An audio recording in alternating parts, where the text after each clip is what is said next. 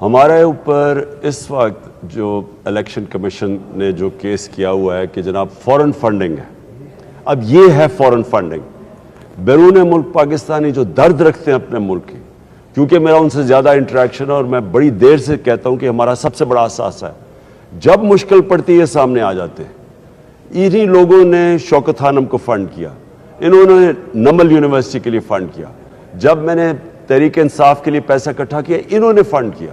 یہ ہمارا احساس ہے، یہ فورن فنڈنگ نہیں ہے. ان کی ریمیٹنسز سے آج ہمارا ملک پیر پہ یعنی جو چلتا ہے، سب سے زیادہ پیسہ بیرون ملک پاکستانی بھیجتے ہیں. تو میں یہ آج کلیئر کرنا چاہتا ہوں کہ یہ ہمارے وہ لوگ ہیں جو باہر بیٹھ کے درد ہوتی ہے ان کو ہمارے ملک کی، اور ہر مشکل وقت کے اوپر یہ سامنے آتے ہیں، مدد کرتے ہیں.